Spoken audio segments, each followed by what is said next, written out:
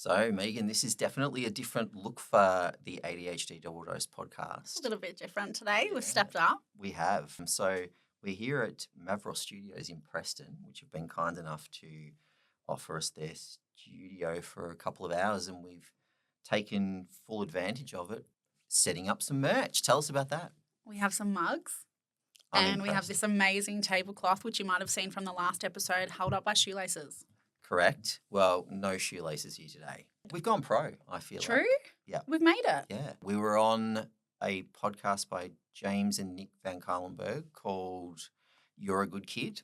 And if you haven't checked that out, do so because it's become what I would describe as an important emerging podcast. Yeah. What do you sort of understand the theme of their podcast to be? I guess it's just about how differently we speak to a child, how soft we are, and how much compassion we use when we speak to a child. And we don't speak to our adult selves like that. So it's about reflecting back on our childhoods and, I guess being that person that you always wanted growing up and letting them know that it's all going to be okay. So they've had a variety of, really fascinating guests, of which we were two. It's pretty crazy. Yeah, it is pretty crazy, but it was a lot of fun. So, but we've gone all out this episode because we have one of the hosts, Dr. James van Cuylenburg. An expert. That's right, joining us today. So I'm very, very lucky. We'll come back to that. Hold for visual, as Megan likes to say. But yeah, if you haven't checked out that episode or that podcast, go and do it. It's a lot of fun, really nice. So I'm so ADHD. What do you got? I've got a couple this week. One, in fact, I know you can relate to. I was driving to work, looked down at my petrol meter. Is it a meter? I guess it is. Can't tell. Yeah. Gauge? Petrol gauge. Well done. Looked down at my petrol gauge and it was on about 6 kilometres empty. And that's not terribly unusual. But I thought, I've got to get to work. After work, I've got tennis. But I'll make it. This is always what I think. Never plan ahead. I'll make it. I got to work and it was on about 2 kilometres left. Then I was running late for tennis after work and I thought, I reckon it'll be all right. I thought surely that there's a level below zero. Surely zero doesn't really mean zero. Luckily it doesn't because I was cruising down the Eastern Freeway on zero, genuinely panicking because I'd gone way over the specified time of driving with no petrol. And I thought, I know what's going to happen here. I'm going to run out of petrol on the Eastern Freeway. Yeah, going 100. Yep. And it's going to be a nightmare. I'm going to have to call a tow truck. I'm going to be late for tennis. Anyway, I was smart enough to get off at one of the exits before I got to tennis, pulled into a petrol station, and I'm kidding you not, my engine cut out as I rolled up to the petrol station. Lucky. So I just managed to, the pump or the nozzle managed to just reach to the tank. So that's pretty ADHD, I reckon. I had not done any planning. I was in the moment thinking she'll be right. You were running the gauntlet and we've all been there. I don't know if everyone's been there. I've been there. I played that game quite a few times and we were both playing the other week. It's like petrol chicken. Yeah, but it's just such a drainer to get out of the car. And you always think, I'm tired, I'll do it tomorrow. I'll do it tomorrow morning. But then you're running late, so you don't get to do it in the morning. And then suddenly the light's on. Yeah. And you got 50 Ks. 50 Ks is a really... Might as well be a million. Yeah. And then suddenly, and then you've got to do Ks math. And that's not my strong point. I don't know how many Ks it takes from home to work. No. And then you just cross your fingers and just leave it up to the universe. You made it. Yeah. I did make it. That's a good point. I made it. Yes, I sent a photo of zero on the dash to my sister who was horrified. Actually, she did raise a good point. She said it's probably pretty unsafe to run out of petrol on the Eastern Freeway. And it's not good for the car. A daughter of a mechanic, it's not good for the car. You don't let it run that low. Okay, there you go. But I don't really care either. Yeah. No, consider me fixed. Yeah. I'll remember that for next time. I do have another one, but you go for it. What was your I'm so ADHD moment? Well, today I had a really hectic day and I was bored. Mhm. And then suddenly I was sending the most embarrassing video of myself to my employer. I just thought, this is a good idea. Hey, do you want to see a really embarrassing video? That sounds a tad impulsive. Yes. You'll have to tell me more though. Do you know the video where I met John Farnham, aka the love of my life? You realise now that you've talked about Farnsey and that video, it's going to have to be put out there. I know it well. The sounds that came out of my mouth, I've never been able to watch the 30-second video because I don't recognise that person. They're not human, I'll tell you that. The hysteria, it was a lot. I bamboozled him. But I felt like the tears in his eyes were genuine. He was genuinely concerned. He's saying, it's okay, holding my hand, it wasn't okay. And then my boss messaged me back saying, I'm going to need some time to mull this over. Yep. Yeah. Valid response. Totally. But why did I do that? Out of nowhere. Yeah. To put it in context, I can understand your reaction because Farnsey is your favourite. Obviously. Yeah. Love of my life, you could actually say. I'd prefer that. There you go. All right, love of your life. And you actually did see him in the flesh. Oh, my God, I met him. Yep. So I can understand your reaction, but it is a lot to take in for other people. And especially no context, no prior warning. So what was it? Just I'll check out this? And I literally just said, hey, do you want to see a really embarrassing video? Okay. Why? Yep. So I regret that. Yep. That's a bit ADHD, a bit impulsive. It is. Looking back on it, can you think of why you said that down? I don't know. I was just sitting on the couch and after 10 minutes I thought, I'm going to do something. Yep. We've talked about this before. A good way of getting a dopamine hit, apparently, is creating drama. Doesn't matter if it's good drama or bad drama. Drama, all the same, will work. So, I wonder I've dug myself a hole here. Yeah. I don't think I'm going to get that promotion or that pay rise I'm going to ask for in April, but we'll see how I go. He'll love it. But once he's processed it. Yeah, he's got to process. I get that. Have you been back to work since? That'll be on next Wednesday. Okay. Let me know how it goes. We'll do. Yeah. Cool. What else you got? The only other one that I had this week was we talked about ADHD and sleep. My sleep is out the window. Same. Like, I'll sit there watching the clock tick over, time issues aside, 10 o'clock, and I think, I'll go to bed in half an hour. I look down at 11 o'clock, I'm still playing video games. It's like 1 o'clock has become early for me now. Like 1 o'clock, I think, that's 6 hours sleep. That'll probably be okay. I've been so sleep deprived this week, and we also know that sleep deprivation makes ADHD symptoms worse. Probably why I sent my boss a horrible video of myself today. There you go. It could be. Yeah. So it's this vicious cycle of lack of sleep, worse ADHD symptoms, more lack of sleep.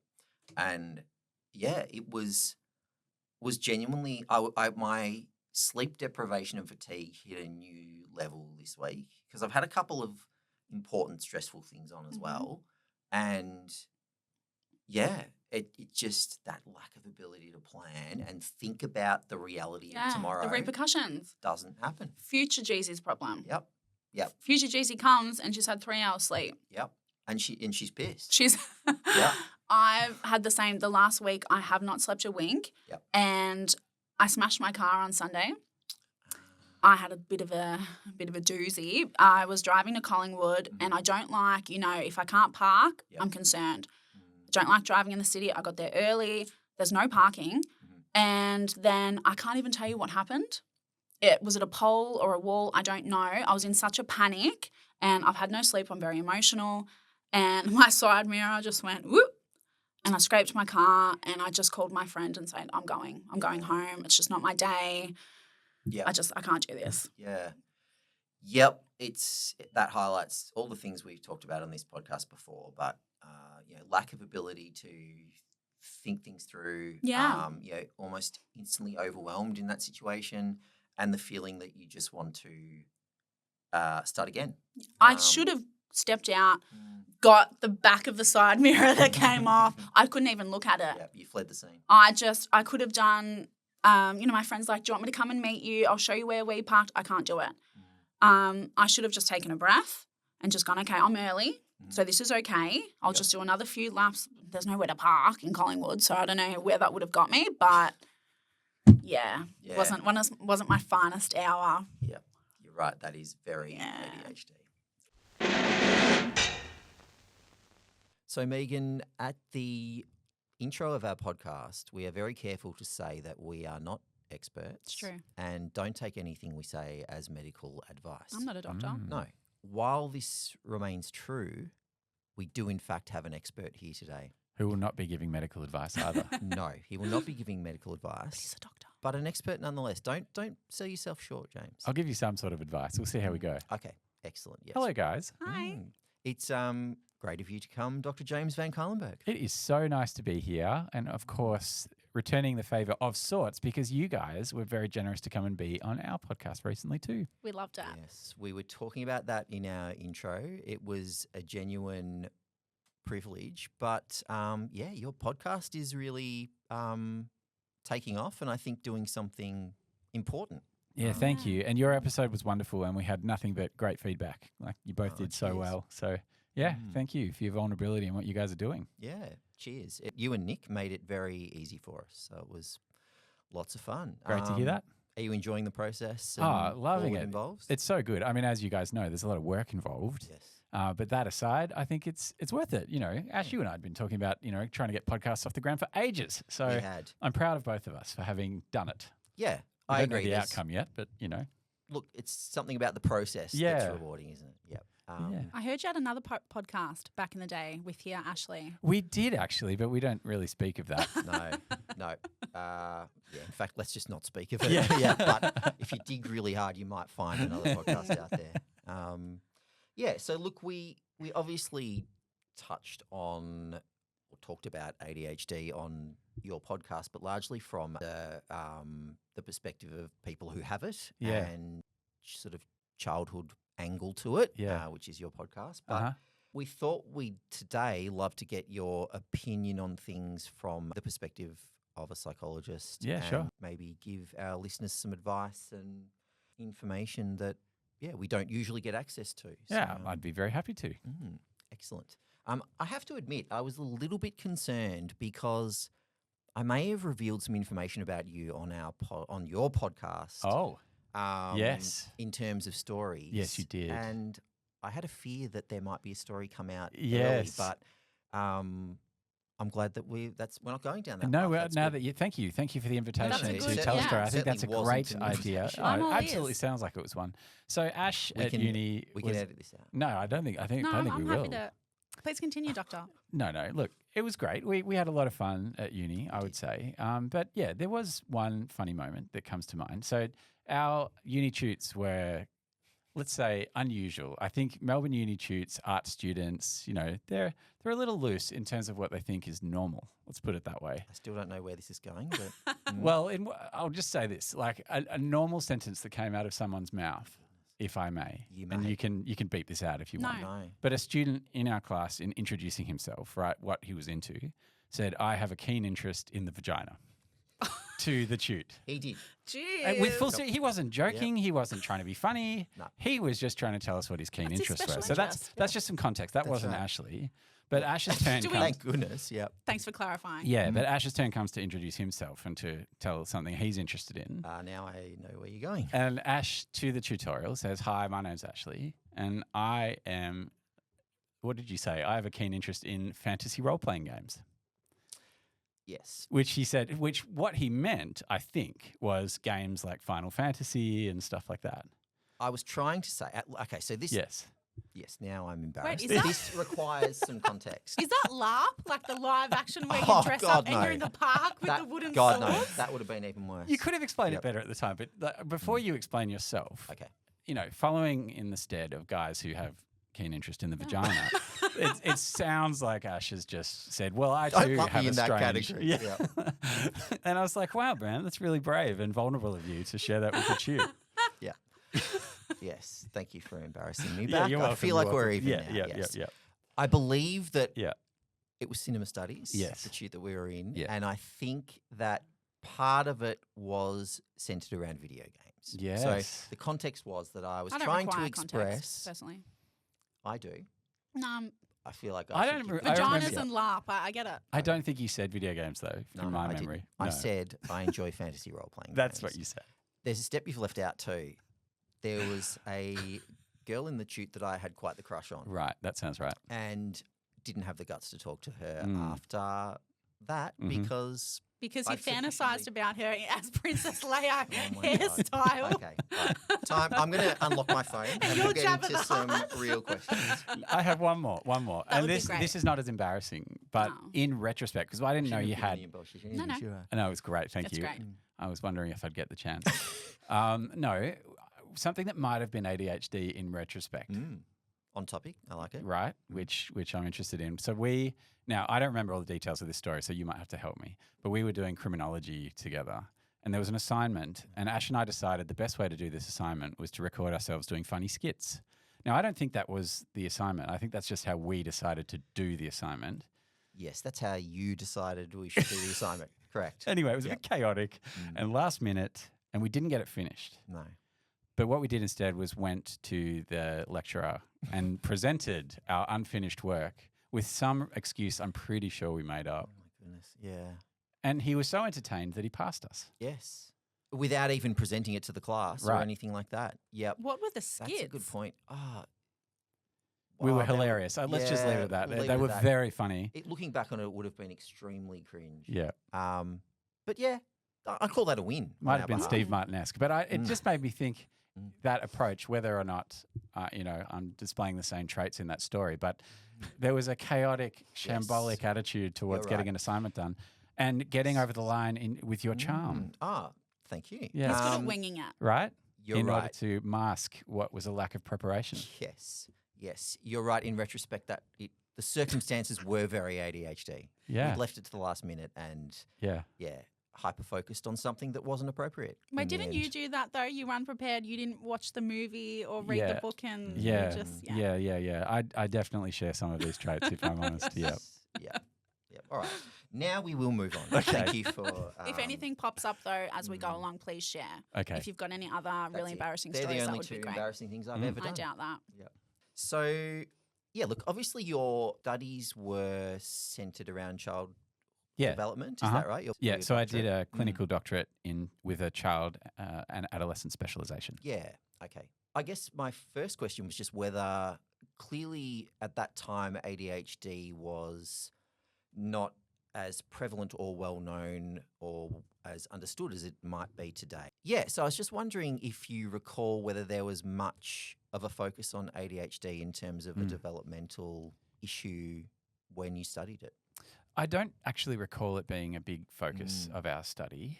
I mean, it would have been part of it. Like we studied all of the DSM. What was the DSM-4 at the time? Now the DSM-5. Yep. Because I'm that old. You and me both. Yeah, that's right. Look, we would have looked at all those disorders and they would have all been relevant. But it definitely wasn't as part of the cultural conversation as it is now. Yeah, fair enough. Do you feel that would have changed now? Do you know anything about curriculums? I'd be these guessing, days? but Yep. yes, I would assume so. Yeah. I mean, certainly neurodivergence of all kinds is much more in focus now than it was. Yeah, fair enough. Do you primarily see children, or you see couples as well, don't you? Yeah, I see all ages. In fact, when I started work, I was pretty much exclusively seeing kids and working in schools. But since then, my work has tended to evolve to be more with adults these days. I still do some work with some kids, but not as many. Is there anything you specialise in particular? No, I'm pretty much, I'll work with anybody. Yeah. But I mean, I have particular frameworks I like to work with. And because I was trained with a developmental focus, I still very much am geared towards that.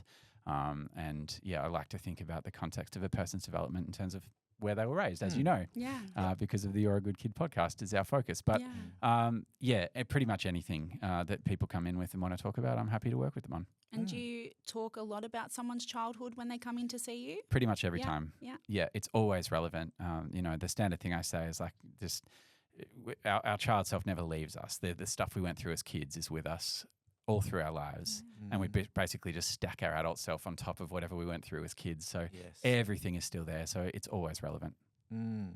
That's it's an interesting point, and I've heard you say that before, because it feels like from some perspectives, there's this understanding that we should overcome our childhood or move beyond the issues that we might have faced as children, whereas you're saying that we need to incorporate it. More of an integration kind of model under a banner of self-compassion, so that we can tell a story about ourselves that's kinder, because most people, almost everybody that I work with, is unkind to themselves in some way. Like their inner critic is really strong. So figuring out a way to look at your childhood, be kind to that kid, integrate that story, it can make a big difference to mental health. Well, I've heard a lot about like healing your inner child. And what I liked that you said when we were on your podcast, we speak so differently to children with so much more compassion, kindness. We don't speak like that to ourselves, do we? Yeah, that's right. Yeah, so it gives us a way in to, like, how do I speak to myself more kindly when I'm so practiced at beating myself up, and I have been basically my whole life. It's like, well, just visualize talking to yourself as a kid. And sometimes that's a real breakthrough moment with clients. They actually literally break down in tears at the vision of imagining giving them their little self a hug and saying, it's okay, and I get why you feel that, and it's all right. It was powerful looking at our younger selves, for me personally, and hearing the stories on your podcast, and just, am I someone that she would, aspire to, or am I someone that she would have idolized, or am I someone that she would be proud of? Oh, that's interesting, thinking of that from her perspective of what she would think of you.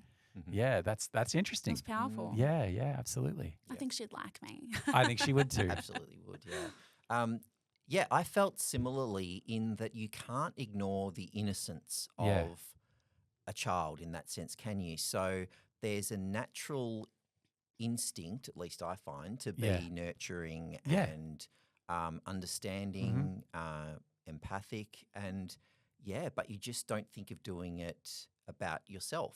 So that's where the power lies, I felt. I just, more and more, I find it a very, very powerful tool with almost everyone I talk to. So regardless of what they come in, I'll probably reference that because, it's just helpful for us all to think about.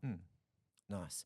So are you seeing a lot of adults coming through your clinic who are pondering an ADHD diagnosis or have recently got one? Is it something you deal with fairly regularly? Yeah, it is. Across the lifespan. I'm working with kids who are presenting with signs and symptoms and either encouraging them to get assessments or dealing with the aftermath of an assessment, but also adolescents and adults. Yeah, all ages. Yeah.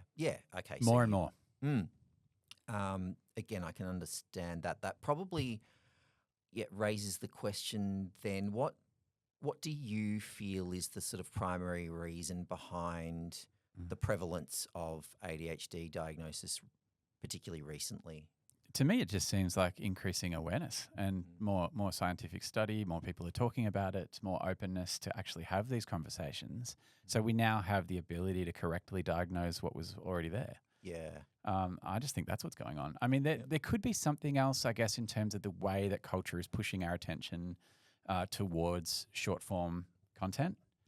So we're all losing our attention span. I think there's probably a cultural degradation going on in general. But with regards to diagnosable ADHD, which is defined as obviously having enough distress and impact on your life and functioning to warrant a diagnosis, I think it's always been there. It's just now that we have the better tools to find it. Yeah, fair enough. So those people have always existed. It's just now they're getting the help that they need. Do you have people who will resist a diagnosis in the face of evidence? Yeah, more parents than adults. I find that adults are pretty receptive to it if they are the ones being diagnosed, because it gives an answer to something they've been struggling with their whole lives, and it can actually be a great relief. It's obviously there's other emotions mixed in as well, but generally speaking, they're like, that really does help explain a lot. Whereas parents of primary school age kids can sometimes initially resist the idea.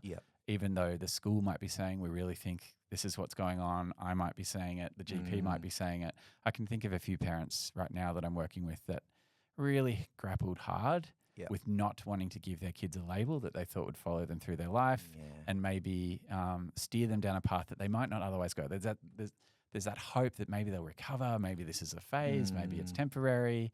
I don't want them labelled. Yeah. And I get that. I do understand that. But with the weight of evidence and working with the school and working with other health professionals like pediatricians, eventually it tends to become clear over time. And I Okay. try and really help those parents to accept that, you know, the label can be what you want it to be. It doesn't have to be a negative thing. Yeah. In fact, all we want to do is make sure this young person is well understood and learning as well as they can, and that the school is working with you. Yeah. Yeah. Okay. So, yeah, you can sort of help them realize the potential benefits of Yeah. a diagnosis and treatment. Yeah, that's right. Yep. There's also the medication question, which Yes. obviously some parents are really worried about in terms of putting their kids on a medication at all. Full Yep. stop. Yeah. As a parent myself, and I know you are too, I can understand. I can understand the hesitation in that sense. It's one thing putting something in your own body, if that makes sense, as opposed to the body of a small child in particular. So I can understand that hesitation. Yeah. And just to be absolutely clear, as a psychologist, I don't deal with the medication side of things, but in commenting on it, I see the impact it has on clients who I work with. And, you know, the vast majority of the time, in fact, all the time, the clients who are on it tend to say it helps. Yeah. I don't think I've had anybody come in and say it doesn't. Yeah. So okay, that's interesting. But Yeah. there can be a big choice to be made for a family to decide that that's the right course of action for them. Yeah. And fear around the impact that it's going to have on the young person. Yes. Yeah. Okay. Thanks for clearing up some genuine questions I had about the process. And Megan, I should probably give you a turn. I've written give a you a turn of question James. down. Yeah, please. Yeah. Seeing adults with ADHD, you know, a lot of people diagnosed with ADHD later in life, like Ashley and myself, struggle with regret, wondering how different things could have been different if we had have known sooner, or maybe there's also a layer of blame, possibly, wondering why maybe their parents didn't see the signs earlier. I'm just wondering, how can someone work through those feelings of regret and blame in a healthy way? Yeah, what a great question. And the first thing I think is that all those are so valid. So there's a story emerging, a new story, I suppose, once you've got that diagnosis, ways of looking at things that hadn't really come up yet. And it's a process as those feelings come out to firstly validate them and make sure you are being honest with yourself and allowing those feelings to be expressed. And that might be the first stage in terms of, you know, just on your own or working with a counsellor, to actually give yourself permission to say it's all right to feel that. That's the first thing. The second might be, if you want those feelings to change, is to think, well, what's a different way of looking at this same information? It's not that those feelings are invalid, but there's probably other ways of looking at it too. So the anger you might feel at your parents, you could tell a story whereby it's like, well, actually, they didn't actually have the information they would have needed in order to get me diagnosed. I don't think they were perhaps resisting getting you that help. They probably just didn't know. And when we think of it from that angle, it can change the emotion, you know, which I suppose we're leaning into some cognitive behavioural techniques at that point. Another way of looking at something to change the emotional outcome. I think my mum was really upset when I told her of my diagnosis. I think she felt like there should have been something that I could have seen, or how didn't I know, or Megan, I did everything for you. You know, if anything happened, I would have taken you anywhere. And I said, Mum, it's nothing.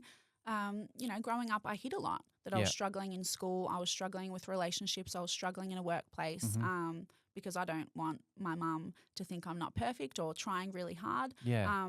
And I think for her, she felt like I failed as a parent. There was a little bit of her that was really upset, and I felt awful for her because my parents were great. I'm very blessed. And, if there's anything they could have done to make my life easier, they certainly would have. I mean, what understandable reactions from both of you. It just seems like an opportunity to keep talking, keep communicating together, to like find a mutual story that makes sense, that you can both feel okay about. It'll probably draw you closer. Like, because you're talking about something true and looking back and recognizing the story, there was more going on than you both realized.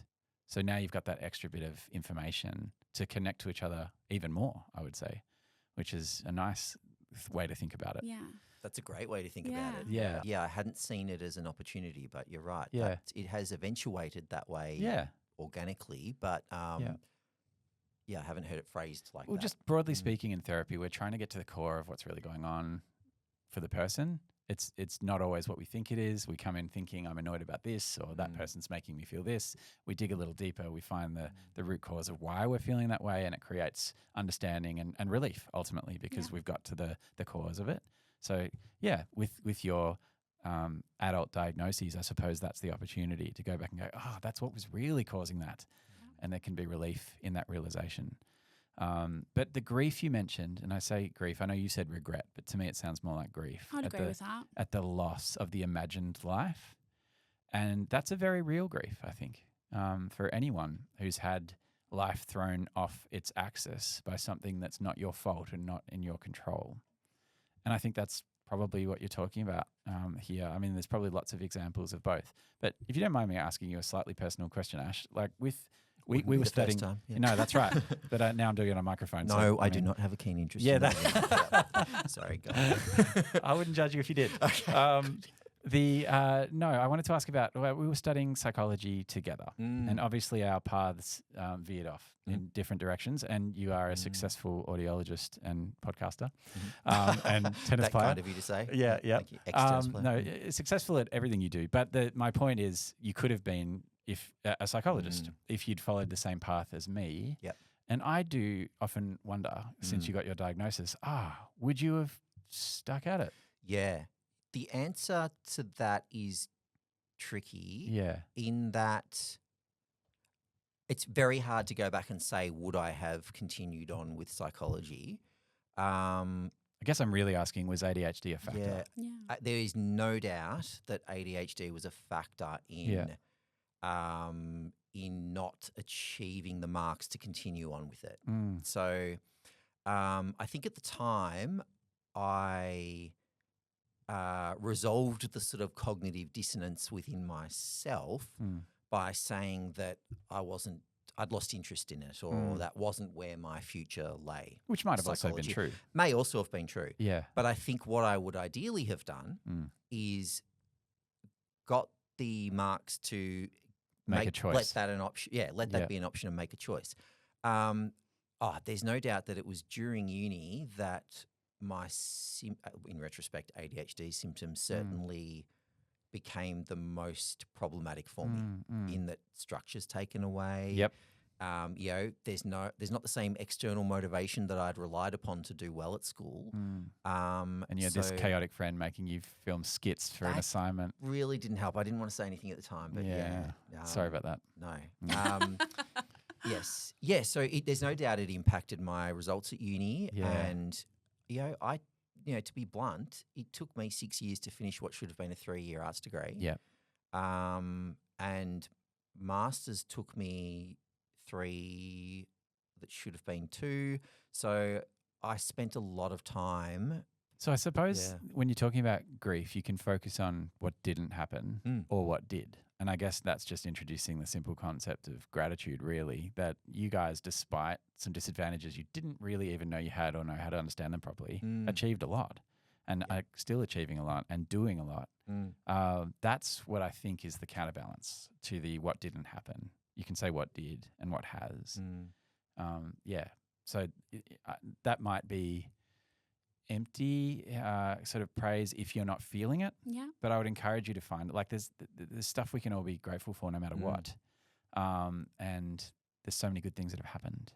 What do you think? Do you agree with that perspective? Yeah, I think also people with ADHD, imposter syndrome, I think is quite prevalent with us neurospicy people. And I definitely have that. When I was doing really well in my my own business, I still felt like it wasn't good enough. And I'm not going to be able to do this long term. And I just felt like such a fake, a phony. Is this pre-diagnosis or after? Pre-diagnosis. Yeah, interesting. Are you kinder to yourself with that sort of thing now? I am. I just see things so differently. Yeah. I think there's a reason. It's not me. And now I'm looking at how to do things differently so that I do succeed.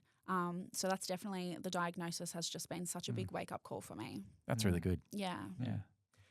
Yeah. I definitely do look back and am proud of the things that I've achieved despite this. So that is a big focus for when I think retrospectively about things. Yeah, for sure. Having yeah. like career and family and, you know, holding down a job like that would otherwise, you know, like there's so many things that you could think would have become impossible. Yep. But you managed. Yeah, that's right. They were more difficult than they could have been. Yeah. But in some ways, I'm quite impressed that I managed to do it nonetheless. Oh, it's good to hear. Yeah, it's you also play a part though in it's become a James and Ashley love fest. My favourite kind. That's right. Bridget will love this. That's right. Shout out to my wife and your wife. We don't have the same wives. We've got different wives. Thanks for also confirming. Yeah, that's right. Yeah, because I know there was a period where I was struggling a lot where this was prior to you being a qualified psychologist and a friend at the time, you weren't sure how to help. I recall you saying this later on. With what you were going through. Yeah, there was a period where you weren't sure. I went through a phase of not contacting friends for quite a while. Yeah. Very suddenly from memory. Yep.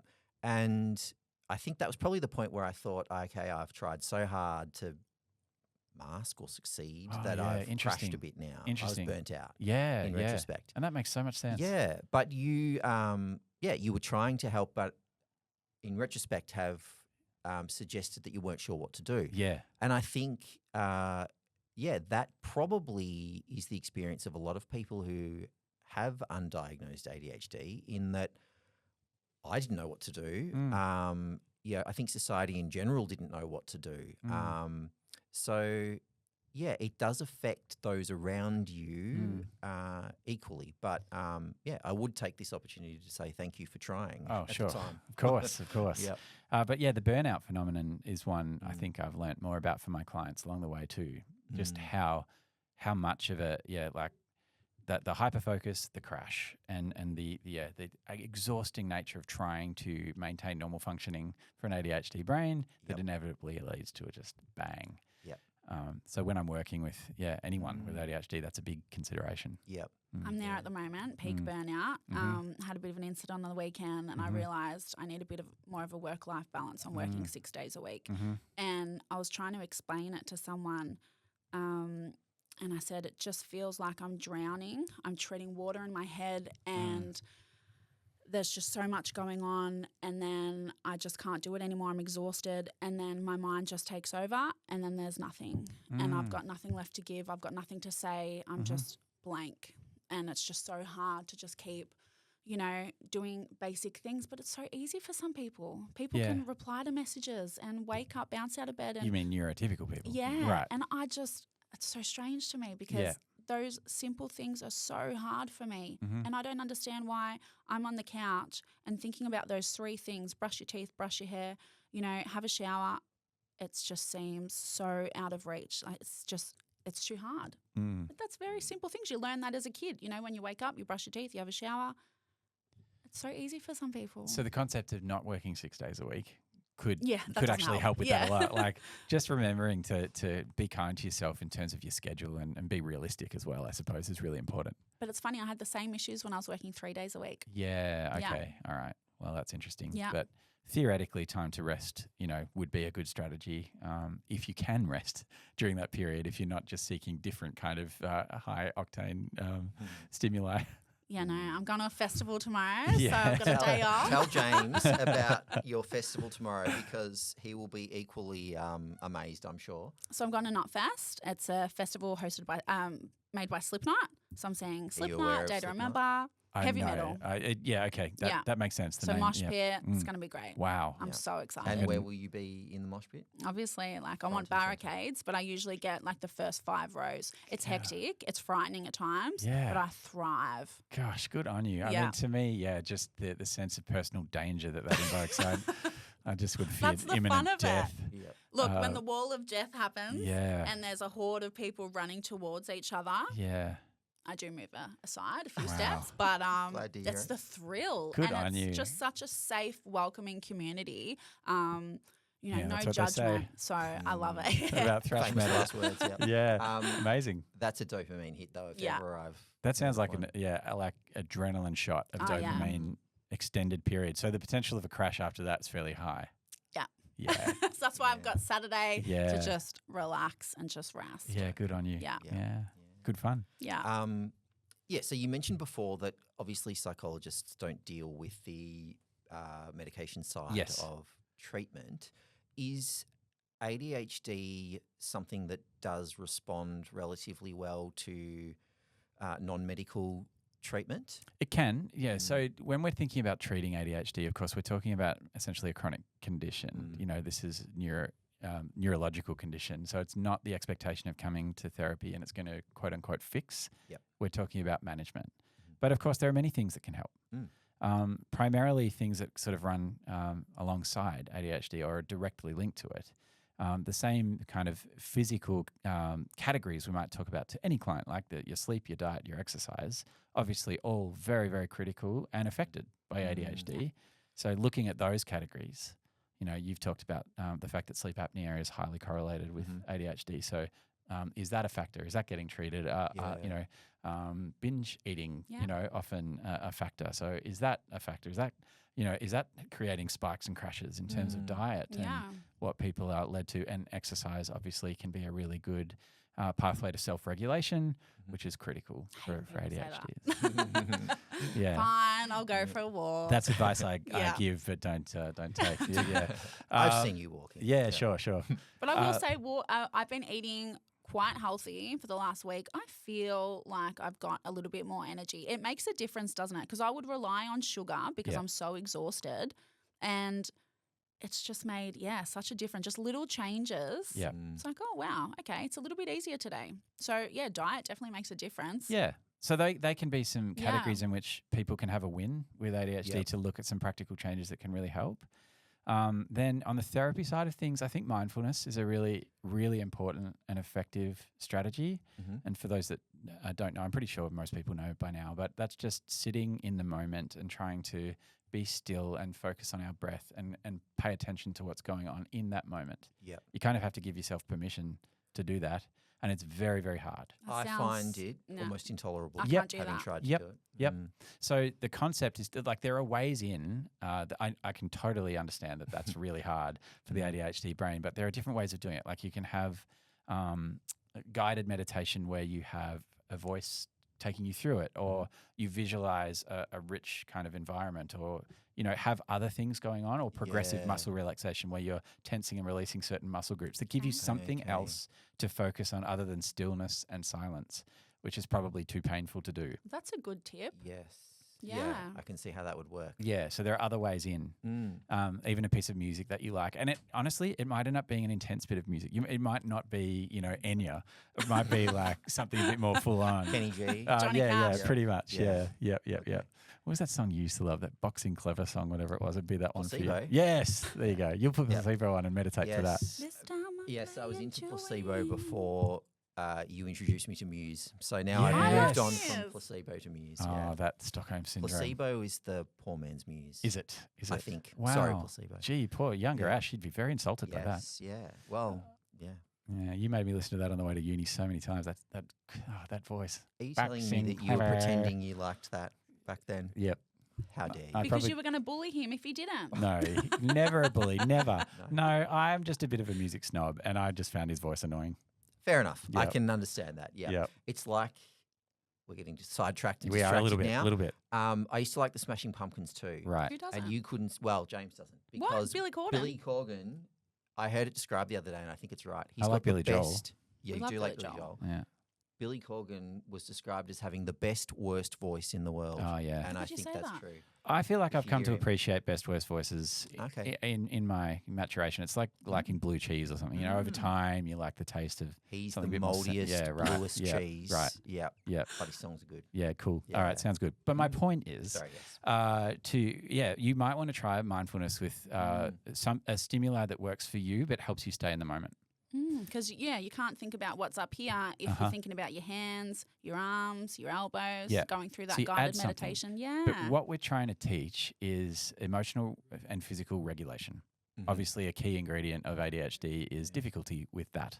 So anything that helps towards I can be present in my body, notice my symptoms, and calm myself down is helpful. Yep. So that's one thing. CBT, on the other hand, I generally find relatively unhelpful, meaning changing thoughts to change behavior because of the impulse control element. Okay, this is fascinating to Yeah. me, Yeah. but I'll continue. Yeah. But I just wanted you to know I find it fascinating. Yeah, good. Yeah. It's because these are techniques with a neurotypical brain that can be that are evidence based and quite helpful. Right? There's always another way to think about something, so you just check in with all the different options available, pick the one that feels most emotionally correct, and go with that. Right? In theory, but yeah, for a brain that's struggling with impulse control and needing a dopamine hit, that overrides our rational capacity.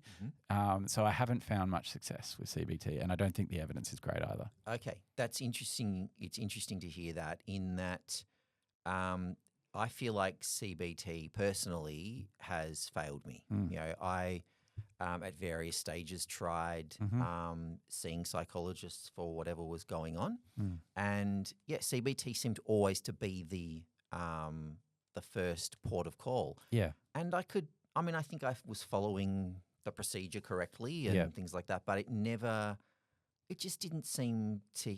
I remember I would keep thinking, I need to get to the core of whatever's going on, and this is all surface level stuff, is what it felt like. So it makes sense when you phrase it that way.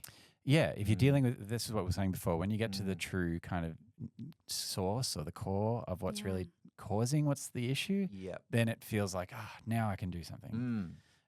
But yeah, obviously, as I said before, this is a neurological condition that you're not going to quote unquote fix, but you can learn to live alongside it, which is where a self-compassion and an acceptance narrative is very, very important to try and steer away from a narrative of self-criticism and beating ourselves up for the things we struggle with, but instead to go, yeah, that's part of who I am. And almost in a playful way, which is one thing I think you guys do beautifully on your podcast and your, what's the segment? I'm a little bit ADHD. That's so ADHD. That's so ADHD. Yeah. I love it. And because it's inviting that kind of playfulness around it, even though you might be talking about things that have had an impact on you in a painful way. It's reframing it. Yeah. Exactly. Yeah. So that has a self-compassion angle that I think is more helpful therapeutically. Yep. Interesting. Yeah. So you raised self-compassion there, and it's something we talk about a lot. But given we've got the opportunity of a psychologist with us, how would you describe being self-compassionate, and is it something you can practice and develop? Yeah, it is. It is something you can practice and develop. I think we have to constantly remember we're always telling a story about ourselves, whether we think we are or not.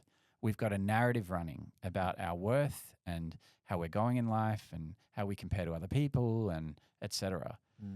And unfortunately, human nature is that we tend towards the negative. We have a negativity bias towards how we interpret ourselves.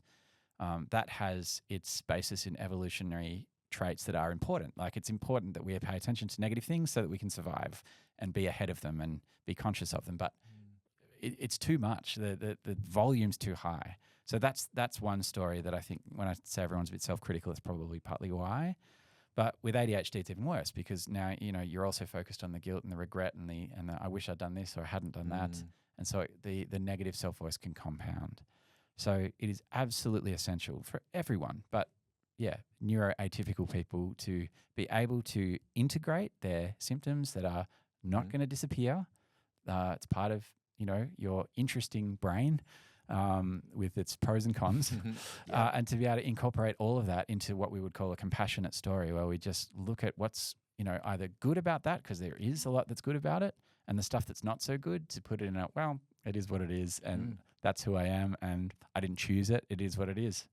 That's what we should all do. Just focus on our strengths and identify our weaknesses and just try and do better, work around it. But even the pull towards the negative is normal. Yeah. So we can sometimes beat ourselves up for doing that. It's like, I'm being negative again. But that's human nature. So just to remember that as well. Yep. I'm starting to get the feeling that James is a good psychologist. Right. Oh, that's kind. I feel like I'm enlightened. Oh, good. That's nice of you. That sounded sarcastic, but it was genuine. We're getting close to the end of my questions. So it crossed my mind the other day, and this is possibly a question you can't answer, but at what point does something become so prevalent that it crosses over from a disorder into normal behaviour or a normal personality Where type. ADHD becomes the majority instead of the minority. Is that how you? Yeah, is that how you define it? Is it I don't know. numbers? Yeah, I don't know either. I think I can see what you're getting at, but I suppose I just still look at the lens of distress, right? The distress that the symptoms cause, the kind of sense of my true self would be here if not for these symptoms. Yes. As a really important dividing line between what might be called cultural ADHD and what is diagnosable condition ADHD. Okay, so I have one further follow-up question then based on that. Again, probably one you can't answer. Yeah. There is also a theory that it's the world that needs to change to accommodate neurodiversity rather than the other way around. So, if I'm trying to think how to phrase this, how much credence is it society's responsibility to function differently to accommodate a disorder such as ADHD, or are we treating it in the correct way and that's trying to resolve the problem to fit society? That is a very broad question. The thing that comes to mind is the education system, which I think does need to change. I think it needs a major overhaul. Okay.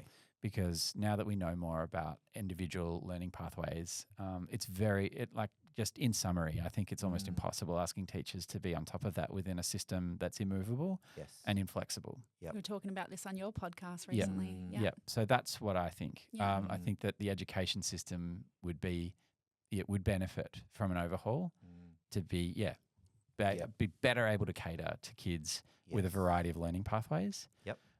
Outside that, I don't know what you'd change. I guess culture's changing really rapidly. Yep. I do think screen use is a problem, and the way in which kids are using screens and how integrated and normal it is. It feels like a runaway train, and it's very hard to stop.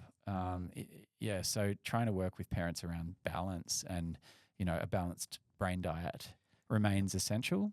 But a lot of the time that's really hard, and it feels like we're going the wrong way a little bit, I think, culturally in that sense, though attention's only probably going to get worse. Yeah.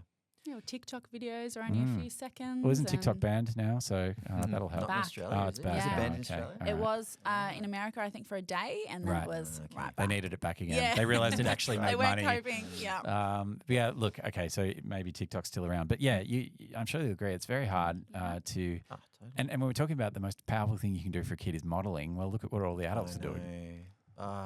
Gets me in the feels. Yeah, the me too. Yep. Too. I don't say that, from an ivory tower. It's something grappling with as well. Yep. My wife's buying what they call a smug phone at the moment. Do you know what that is? No. Instead of a smartphone, a smug phone is one that has no apps, Smart. basically no. It's an old Nokia brick yeah. essentially. She's detoxing. She is. So she doesn't have the option. Smug phone. I like it. That's wise. Is that going to make your life easier Yes, at home? I'm Yep. personally a little frustrated by that Yep. choice because I'm like, how do I communicate with you? It's like, I guess it's text messages. Yeah.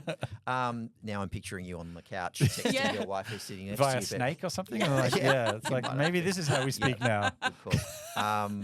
And she can enrage, shut the phone now. Those old That's phones, true. Yes. those click. I always wanted one of those. That's true if Yeah. you've really annoyed her. You Yeah, see the click I miss of- that. Yeah, no, I'm pretty sure it Fold. won't even have that. That's too modern a feature for a For a smartphone. smartphone. There you Yeah, yeah, go. I'll have to Google that. yeah. Thank you very much. You answered that question very impressively. Oh, well, it's probably more to be said, but yeah, they're the first things that come to mind.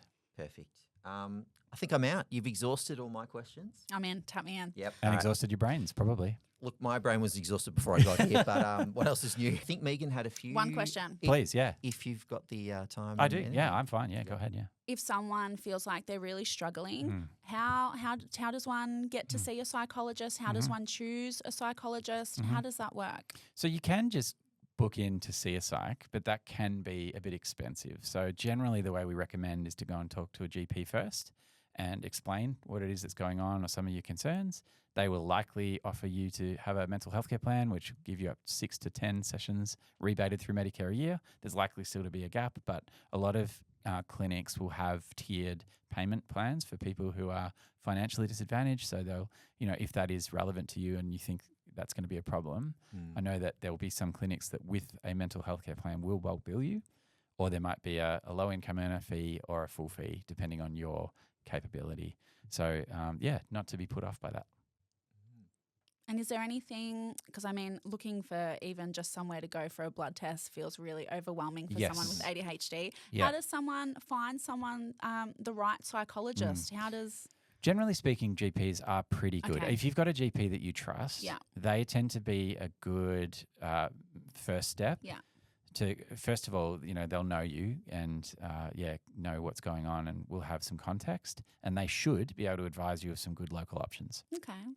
And just for the plug, where are you working? Do you have availability? Are you taking new clients? So I work at Engage One-on-One Psychology and almost have no availability at the moment, thanks to a podcast called The Imperfects that I went on recently. And every time I do that, we get something called the Imperfects Bump. Excellent. And I get booked out for the next 6 months. Thank you very much, Cousin Hugh and Josh. But no, I am very grateful to them, so I don't want to sound ungrateful.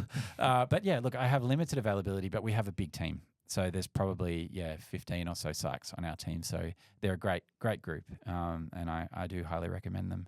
If anyone wants to give us a call, they can. Yeah, and if anyone's struggling with, anxiety or they're feeling really down, it's definitely worth reaching out, speaking to a doctor, or finding someone to talk to, because you don't have to keep it to yourself. Yep, that's right. But if you want to talk to me every week, or at least listen to me, you can listen to You're a Good Kid podcast. Yes. Congratulations again. It's it really is taking off, and I enjoy listening to it every week, even when I'm not on it. I feel satisfied putting an episode out because it means I've done it and edited it and released it, and that's always satisfying. Yep. And it's very nice getting the positive feedback. Yeah. We've been very, very grateful to everyone who's chipped in and said what they thought. Good on you. Hugh's episode was hilarious. That was so fun. I was laughing out loud on the way to work. That was funny. He is a very funny human. There's no doubt about it. He is. In all seriousness, though, thank you very much for coming and joining us. Anytime. Thanks for coming. Let's do it again. Yeah, we should do. So, Megan, we're pretty lucky to have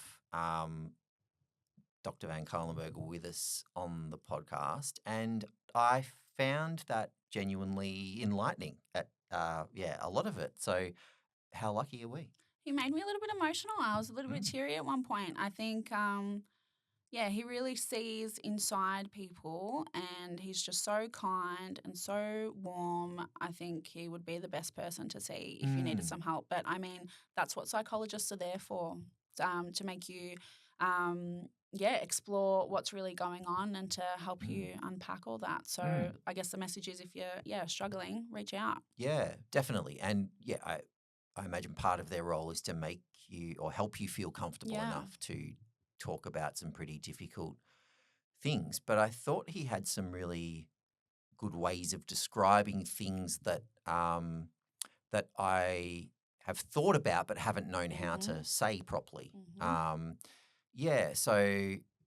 thought it was interesting to get an explanation of the effectiveness of therapy as an approach to treating ADHD, and specifically that CBT is not particularly That was interesting. effective. It was interesting for me in that I've found that to be the case. It hasn't helped me at all. Yeah. Did any moments or discussions leap out at you? I mean, you were quite vulnerable there, saying that you went through a hard time and you sort of shut down and stopped reaching out. And I think, and I can relate to that, there are times where I just don't have the energy to reach out or have conversations with people, or sometimes you don't really want to let people in on what's going on. So that was, pretty brave of you. I think a lot of men especially don't really talk about their feelings, and it just, I think just makes it clear that he's just so easy to talk to, and we can all find someone that is as easy to talk to too. So let's keep talking. And thanks for sharing that. You're welcome. I feel like the more you do it, the easier it becomes. And part of what I've loved about starting this podcast with you is, the opportunity to do that. He also had an interesting take on the education system, which you're right, he has talked about on his podcast as well. And because I wasn't entirely sure what I was asking him there, but he straight away knew what I meant and, articulated it well. And school is a such a big part of it, isn't it? Because it's usually kids that will start to struggle with ADHD, and it's such a regimented system. So I definitely found it hard. You've spoken about not being Yeah. able to sit on the mat, and your teacher would have seen that. Everyone's sitting quietly, and you're fidgeting in the corner. Yep. Yeah, I wonder how easy it is to approach that with a parent as a teacher sometimes. Yep. As well, they've got to tread carefully sometimes because it's hard to hear that your child may be struggling or may not be perfect, or you can blame yourself maybe if they're if you didn't recognise something. So Yeah. that was interesting. Yeah, that's right. He was saying that some parents do resist a diagnosis for their children for fear of a label. But yeah, I think you said that a label can be whatever you want it to be. Or that not wasn't me, be. that was James, but I will take the credit for You that. can take the credit for that, yeah. Yeah. So, yeah, I think that's an important thing to remember as well. So he had some really interesting ways of expressing things that I'd considered but not known how to express. So, shouldn't be surprised, but it was great to have the opportunity to chat to him. Hopefully people listening, and again, we appreciate those of you that have supported us along the way. Hopefully Dr. James answered some questions that people generally have out there. I think my brain's hit the wall. I know. I'm struggling to form a sentence. But if you'd like to get in contact with us, you can do that at adhddoubledose@gmail.com or search for ADHD Double Dose on Instagram, Facebook and TikTok. We'll definitely do our best to get back to you.